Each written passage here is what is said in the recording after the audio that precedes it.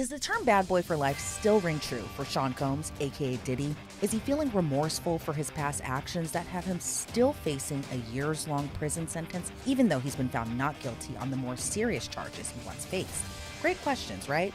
Well, according to new reports, it seems like the Bad Boy Records founder is seeking help while still locked up in a detention center. So is this a self-reckoning, or is it a ploy to look good for the judge? Diddy's situation has officially crossed the line from bad to lethal, because according to insiders inside the facility, Diddy was rushed to the prison medical wing after being stabbed during a violent clash inside his cell, and the details coming out are darker, more chaotic. Well, hard to tell, but according to reports, he signed himself up for self-help therapy programs to address his drug use and violence against women.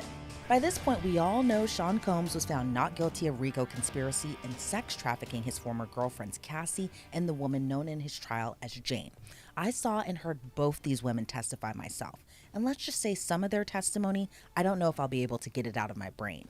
But maybe what they testified to actually struck a chord with Diddy. According to a report by TMZ, their sources say Sean Combs enrolled himself into a STOP program at MDC Brooklyn. So what's the STOP program? It's a course for inmates with the focus of preventing sexual assault, domestic violence, and dating violence. Oh, and per those same reports, he's reportedly undergoing therapy and in a drug abuse program reportedly conducted by Dr. Harry X. Wexler. Now, during the trial, we heard a lot about drugs: ketamine, cocaine, weed, molly, shrooms, GHB, 2C, or pink cocaine. Federal prosecutors said previously drugs were a key ingredient for the freak-offs or hotel nights or wild king nights, whatever you want to call them. Meanwhile, the defense claimed Sean Combs struggled with drug addiction, and any drug use was just personal and for private use. And we heard a testimony about the rampant drug use too, from Cassie and Jane, where they both claimed they couldn't go through freak-offs or hotel nights without drugs, to the many assistants like Mia or George Kaplan, or even Brendan Paul, where they observed Sean Combs doing drugs. Some even partook in drugs to prove their loyalty, or picked up drugs on Combs' behalf. Or the many of text messages shown about drug costs, reimbursements for drugs, etc. Then another theme that played throughout the trial was the excruciating amount of testimony about domestic violence, especially during Combs' relationship with Cassie. I mean, we all saw the Intercontinental Hotel surveillance tape. We heard the subsequent apology after portions of the footage were released publicly. But we also heard about violence toward Jane, and Combs' former assistant Mia, and Cassie's stylist Deontay, and Cassie's former best friend Carrie Morgan. The defense even owned up to the domestic violence many times during the trial, something even the judge used as part of the reason to keep Combs locked up pending sentencing. The judge said during the bond hearing, at trial the defense conceded defendants' violence in a personal relationship, saying it happened in relation to Cassie Ventura and Jane. Judge Subramanian even pointed out there was violent and illegal conduct even after the HSI raids on his homes, saying that this highlights a disregard for the rule of law and a propensity of violence. But according to the report by TMZ, their source says Combs wants to use their jail programs to better himself. But there are skeptics of Combs' motivation to do the programs now. Is it too little too late, or does this polish him up for the judge so Mark Agnifilo can say in court, "Look, Your Honor, my client did these programs. He wants to be a better man"? I mean, I wouldn't put it past Mark Agnifilo to say that at the upcoming sentencing hearing. He said something along those lines of this when he was making arguments for Sean Combs to get bond after the verdict. Now, Combs reportedly started getting drug treatment before his arrest last year, even though the feds say he was found with drugs in his hotel room the night he was arrested. And Mark Agnifilo previously said Jane helped Diddy get into a batterers program before his ultimate arrest. We'll see if the self-work paid off, or if it's too little too late when Combs is ultimately sentenced in less than 3 months. Well, I'm joined now by trial attorney Adante Pointer. Adante, always great to see you. Is it no longer bad boy for life? What are your thoughts on these courses that Sean Combs is reportedly enrolled in? Are you buying that it's actually making him a better person, or do you think it's just trying to make him look better in front of the judge before sentencing? Well, I think two things can be true at the same time.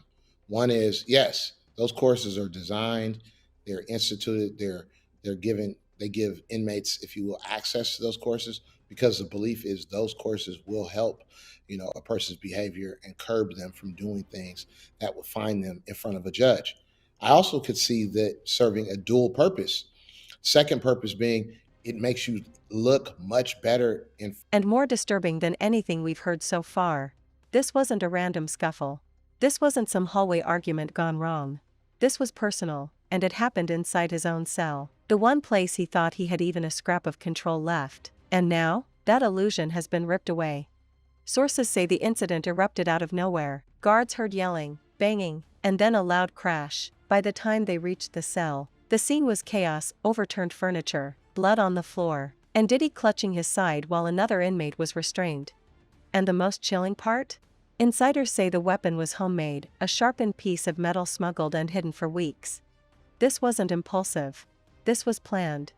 They wanted to hurt him. And they got close, too close. People inside the facility say this is the moment Diddy finally realized the brutal truth. He's been trying to block out ever since he landed behind those bars. He's not special in there. He's not a mogul. He's not a billionaire. He's not a power player. He's just an inmate. And inmates bleed. In front of the judge, as I told all my clients, if you're doing things that the court can recognize that is actually helping you deal with the behavior that puts you in front of the judge in the first place. So here, violence against women, domestic violence is something that the courts is a big no-no in society as well as the court. And so I can see the fact that he's taking these classes being something that the judge will take into consideration during his sentencing. And on top of that, the drug class is the same thing.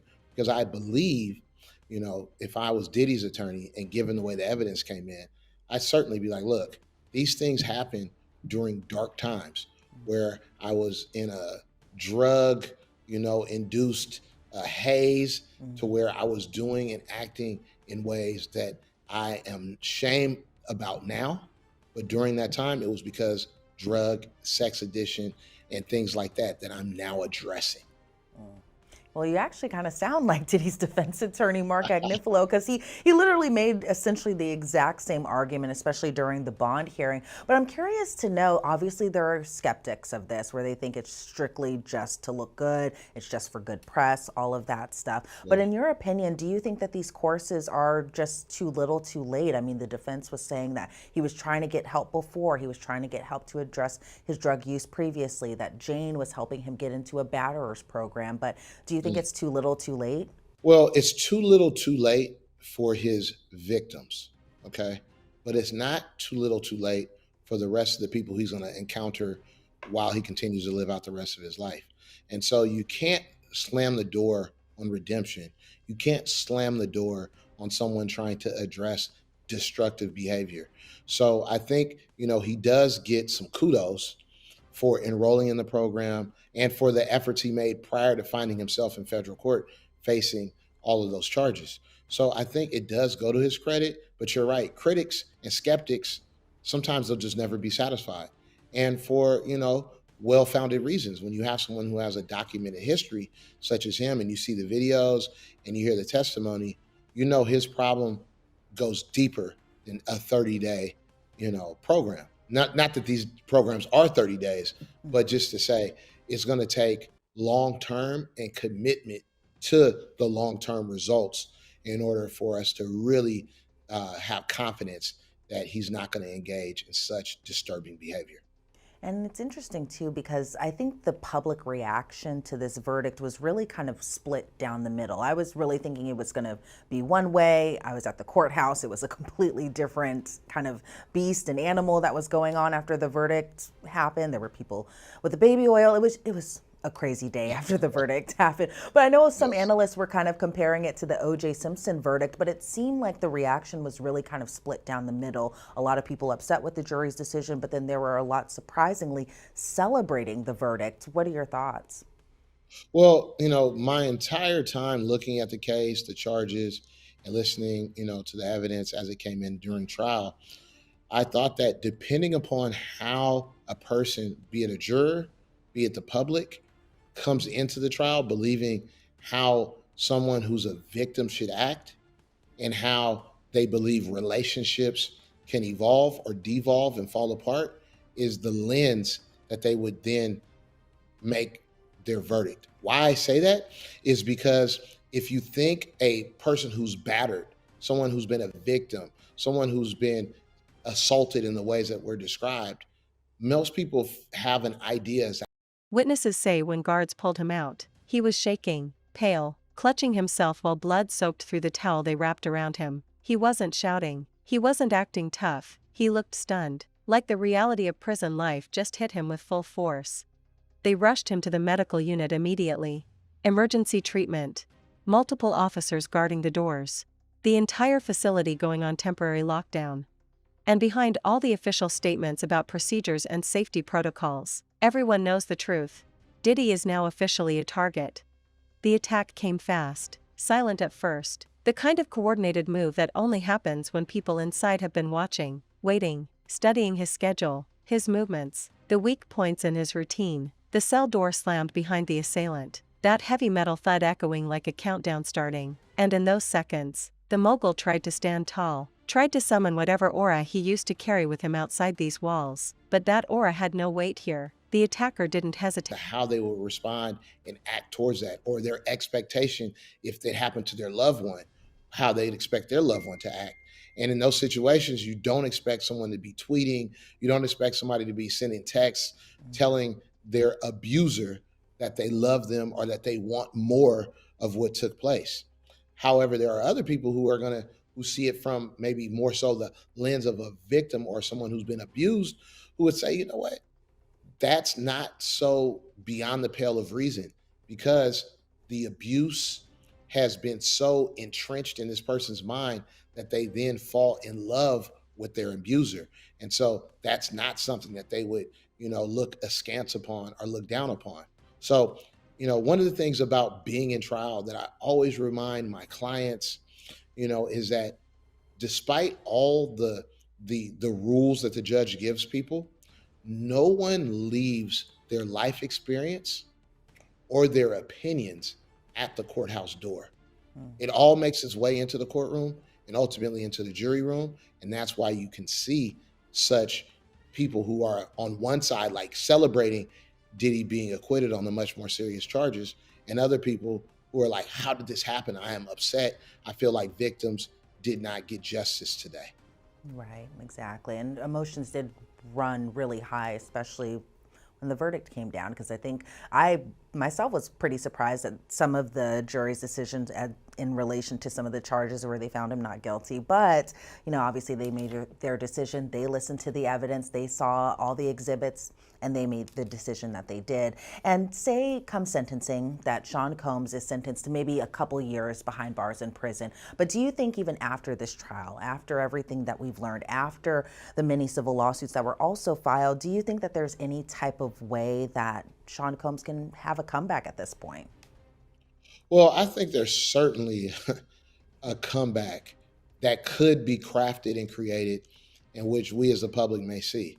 Listen, this is a person who has lived his life in the public light, in the limelight for decades. Okay. And so, as has been said before, fame is one of the more addictive or most addictive drugs known to man.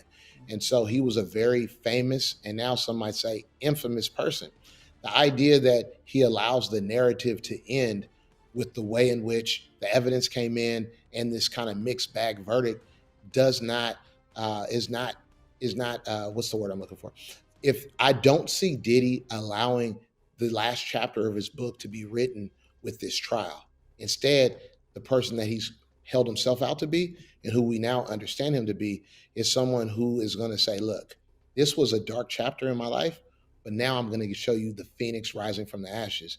And there are other chapters. And I think that he will make an even more concerted effort to be more philanthropic, to be more of a victim's advocate. And also, once he completes these programs, he can say, look, I was once an abuser of women, abuser of drugs, abuser of fame, abuser of power and fortune, but look who I am now. And so I think that's a pretty powerful story. And frankly, people love comeback stories. Yeah, they do love a good comeback story. But I'm curious, in your opinion, do you think that this is all just for maybe a showmanship, or do you think it's all for PR? So that way, Diddy can walk out of MDC Brooklyn or possibly a potential prison and just be like, you know what, I am a changed person. But all A flash of metal carved the air, a grunt, a gasp, a stumble, then the impact, hot, searing pain hitting his ribs like fire being shoved under his skin. He fell back against the bunk, grabbing the edge with shaking hands. But the attacker wasn't done. He lunged again, the sharp weapon slicing the air, the mogul barely dodging as another blow crashed against the mattress. His heart slammed in his chest as he scrambled, his breath sharp, erratic. His voice cracked as he shouted for help, but inside prison walls, help doesn't come fast, not unless there's already blood on the floor. And there was, dark, thick, dripping onto the concrete. The attacker's eyes were locked in a cold rage, like he'd been waiting years for this. Like this moment wasn't just violence, it was justice, revenge, something ancient and personal, and the mogul could see it. He could feel it. The prison lights above flickered as if the whole building was holding its breath. When the guards finally tore the door open, Also, in that same breath, what kind of message do you think that sends to victims out there who may have been abused or, something had happened to them by a high profile figure? They want to report this to police. They want to either go to maybe a civil lawyer, all of that stuff. But then after this trial, they are like, no, I can't do that. Look what happened in this case. What are your thoughts on that? Yeah. Well, there are definitely people who are victims advocates and victims themselves who think that this trial serves to kind of throw cold water, if you will, and chill victims who might want to come forward to express what happened to them, to initiate a criminal case, to initiate a civil case. They look at this case and say, at what cost is it to me personally to have to bare my soul, to only then be grilled on cross-examination, to have all of my intimate details bantied about, in the media, and then to be judged, and then go through all of that, and I walk away in some ways empty-handed. Now, that's certainly one way of looking at things, and there's a lot of credibility as it relates to understanding how someone could feel that way. Mhm. The flip side, because remember, the scales of justice isn't just one side, there's two sides. The other side, if you will, is at what point in time does a person pay in full their price to society? And then once they've paid the price for their transgressions, at what point do you then look at that person and feel like, hey, you could be a changed person. You can redeem yourself. There's things that you can do to essentially prove to us as members of the public, as clients, as customers, that you know what, you're a changed man. And so that's the hill Diddy has to climb. Whether he climbs that hill or not remains to be seen. But it's definitely a hill that's in front of him. And some might say it's not a hill, it's a mountain. It is a mountain for Diddy. I think it might honestly be Mount Everest. It's a large mountain for him to scale, for I think people to possibly forget in their conscious what we learned in this trial. And I remember when Sean Combs, we've been covering this since Cassie's lawsuit, since 2023, November of that year. And I just remember thinking that there would be some type of reckoning within the hip hop community, the Black community, as far as Me Too goes, something kind of similar. And I thought possibly, and I think maybe other people thought so too, that maybe Sean Combs was kind of that person that would, bring about this kind of reckoning in the hip hop community as far as Me Too goes. But do you think that can still happen? Do you think that will still happen? Well, I think that Diddy's trial, served as a clarion call, a wake up call, canary in the mine, so to speak, as it relates to you could be as powerful, as popular, as wealthy as Diddy. I mean, keep in mind, he called himself Brother Love. He got the key to New York City in Yeah. the months or the year leading up to all of this, right? Yeah. And he was sitting on what some might say is the highest pedestal. And look how far he has fallen. Mhm. Now, at the same time, you have that going on. And so people can look, if you really look at the case, and not just the legal case, but the case in the court of public opinion. And victims, if you will, won. Because he has, not only did he have a criminal case he had to deal with, but he has what, upwards of 20, 30 civil cases I think that even he's more than also going to have that. to deal with. Yeah. Yeah.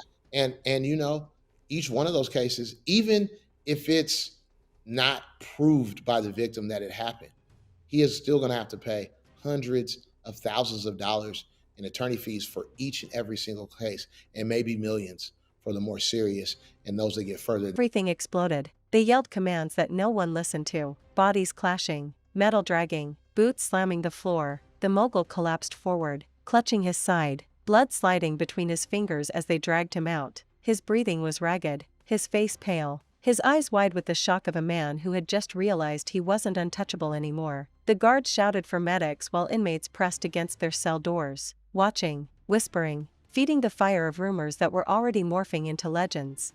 Inside the medical wing, the fluorescent lights felt brutal, too bright, too revealing. His skin glistened with sweat as the nurses pressed gauze against the wound, trying to slow the bleeding. Every time they touched him, he winced like the pain was shooting straight through his spine. He stared at the ceiling as the reality sank in. He wasn't just someone who had fallen from grace. He was prey, vulnerable, marked. Even the medical staff knew it. They whispered to each other while they worked, glancing at him with a mixture of pity and unease. They'd seen stabbings before. A prostitution business for profit. Again, trying to distinguish between Combs' conduct and these cases. He never did any of this for profit, they argued. And they even cite the 1953 U.S. Attorney's Manual that says, quote, as a general rule, prosecution should not be instituted in the so-called non-commercial cases.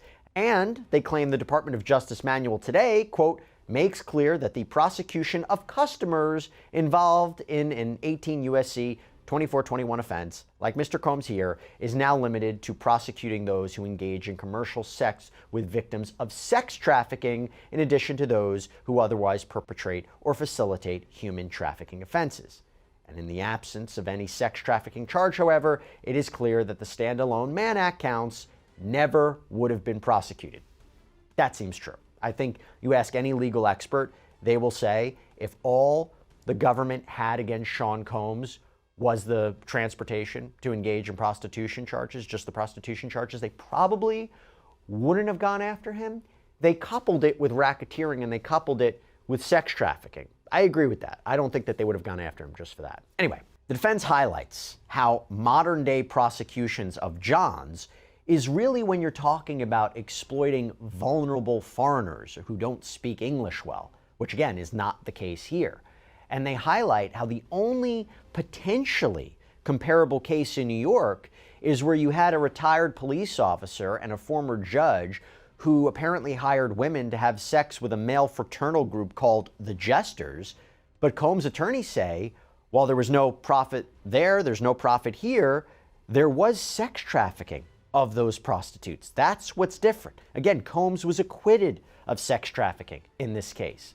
And here's the main point, quote, moreover, the cases which involve defendants similarly situated to Mr. Combs have been released on bond pending sentencing. In reviewing the cases across the country where the primary or sole conviction was for a violation of 18 U.S.C. 2421, the defendants who were not charged with running a prostitution business have been released pending sentencing. And then Combs' attorneys make another argument for why Combs' conditions are exceptional. And it's about him being locked up at the MDC.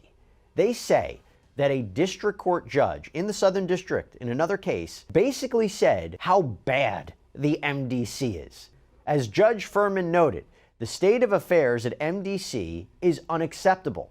In so noting, Judge Furman concluded that the conditions in the MDC qualify as exceptional reasons under the statute justifying, and this was the defendant in this case, Chavez's continuing release. Judge Furman found that the conditions at the MDC are, quote, dreadful in many respects, but three warrant particular emphasis. 1. Continued reports of inordinate periods of lockdown. 2. Claims that the facility provides inadequate and or substantially delayed necessary medical care, a particular risk in this case. And 3. General issues about the conditions at the facility. These conditions have not abated in Mr. Combs' detention at the facility. As the court is aware, during Mr. Combs' incarceration at the MDC, the facility was subject to an interagency sweep that was designed to achieve our shared goal of maintaining a safe environment for both our employees and the incarcerated individuals housed at MDC Brooklyn. They're actually quoting what the rationale was.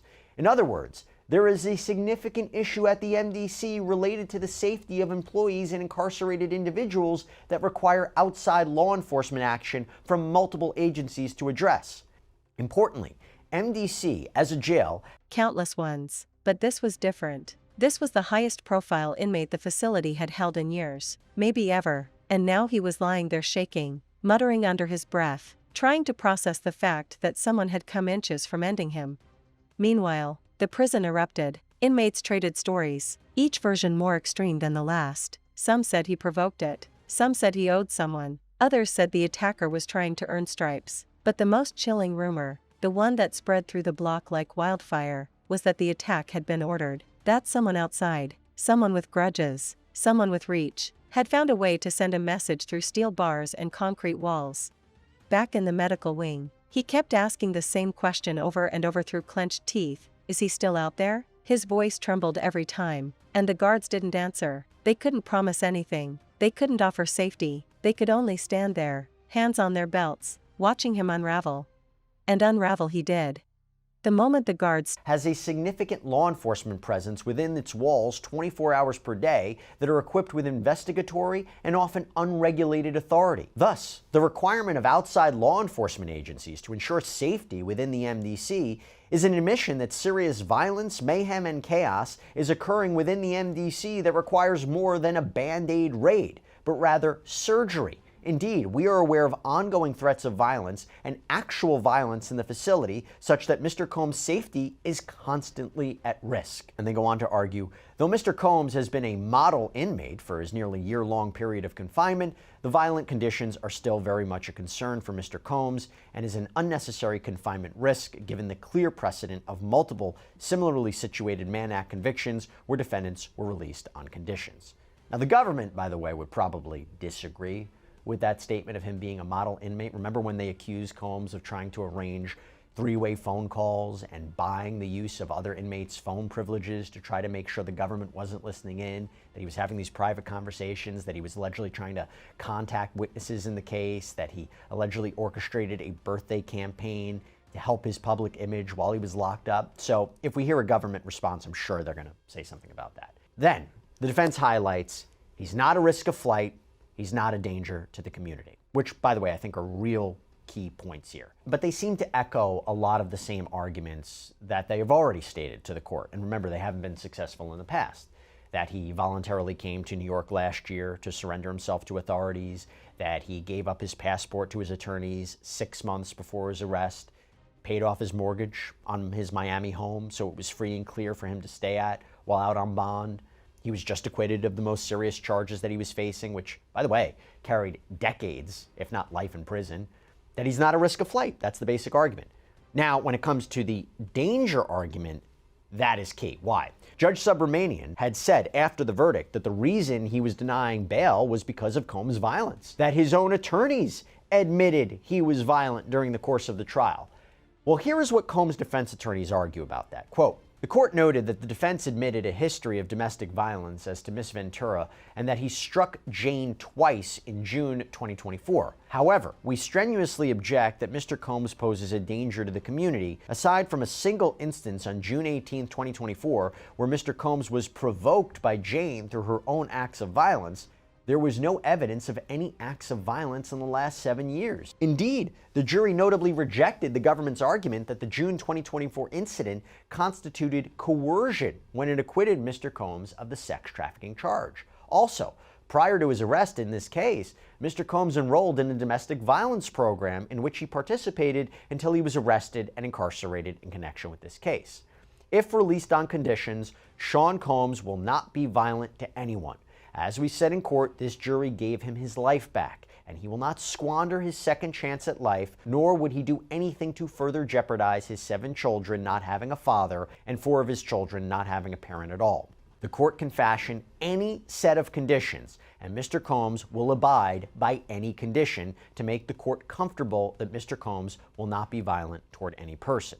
And that is when they propose the following bail package. That Combs will sign a $50 million bond secured by his home in Miami, that the bond will be co-signed by 3 financially responsible people, that Combs will reside. Stepped outside the room to update their superiors. He curled sideways on the bed, shaking, whispering curses under his breath hitched every few seconds. The kind of panic that came from realizing that no amount of money, fame, or connections meant anything in a place where power is measured in violence, alliances, and the ability to survive the night. They moved him to temporary protective custody, but even that wasn't safe. Every hallway echoed with whispers. Eyes followed him, some curious, some calculating, some hungry. Word spread that he was shaken, terrified, weakened, and in prison. Weakness is an invitation. His legal team came storming in hours later, panicked, furious, throwing papers across a table, demanding emergency hearings. demanding immediate transfers, demanding the kind of treatment normally reserved for political cases. But the prison system doesn't bend the way the outside world bends. In here, rules are iron bars. Bureaucracy is quicksand. Every request takes time, signatures, clearances, and while right after the verdict and didn't have an opportunity for a briefing schedule, how can you make the argument that he is different and that he should be trusted? Well, I mean, I think, the point you mentioned about the arrest, I mean, unfortunately, Sean has struggled with drug addiction for a long time. And I think one of the good things and positive things is that has come out of his incarceration. It's given him an opportunity, to rehabilitate. He's committed to continuing that. He's committed to a long-term program of therapy and helping with the domestic violence problem that he's had in the past. So, at a certain point, you have to just, maybe it is a leap of faith, but you have to just give a person another chance. And he really is committed to change and to there being a new chapter of service on his part. So, I think we have to hope that the judge will agree with that. And I think we've made a strong case for that. Do you know when the judge might make a decision on bail? We don't know. Okay. If he denies release again, does that give you a sense of what sentencing could be like? Now, to be clear, my understanding is Judge Arun Subramanian even said at the point, if I make a decision on release, it's not indicative of where I'm leaning towards sentencing. I know there's a pre-sentencing investigation still being conducted or has been conducted. There's a lot of factors to consider. But I have to ask about whether this is going to, have an effect on sentencing. Do you believe it's going to have an effect on sentencing? Does it give you a preview of where the judge is lining up? Because my understanding, correct me if I'm wrong, you are probably going to be arguing for time served, maybe a minimum of 21 to 27 months. Where do you think the judge is going to go here? Yeah, I mean, I think that you have to take each step at a time and that the judge is not going to prejudge that. There's a lot more information he needs to get, not only the pre-sentence report, but we're going to make a very fulsome sentencing submission. And he's going to have, a much more detailed picture. Even, the trial was about the charges, right? And he doesn't have the full picture of all the factors about Sean's life that he's going to consider. There's going to be a big fight about the sentencing guidelines. We think actually we're going to end up arguing for an even lower guideline range than we had originally believed at the time of the verdict, where we didn't have we had like a couple of hours to try to figure out what to say about bail.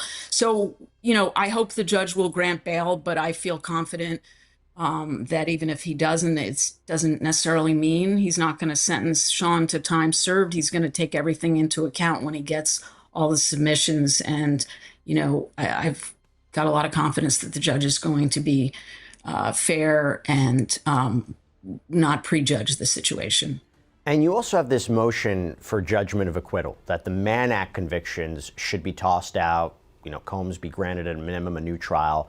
Number of very interesting arguments that are present, and it's basically that there has really never been, as we've talked about, a prosecution conviction on a Mann Act like this, that Combs wasn't profiting off of the business. There were all consenting adults that were involved. The jury didn't find that there was any sex trafficking, that this isn't even prostitution per se, it's more voyeurism, that the intent wasn't for people to travel for sex for money, but paid them for their time. They were all having a good time. There's a First Amendment argument that the freak-offs and the hotel nights were performances that were videotaped so he could watch them later. It's amateur pornography. There's an argument that he was prejudiced because of all the other evidence that came in to prove RICO or sex trafficking, but would never have come in if this was merely a prosecution for the Mann Act violations. Specifically, we talk about the Intercontinental Hotel footage.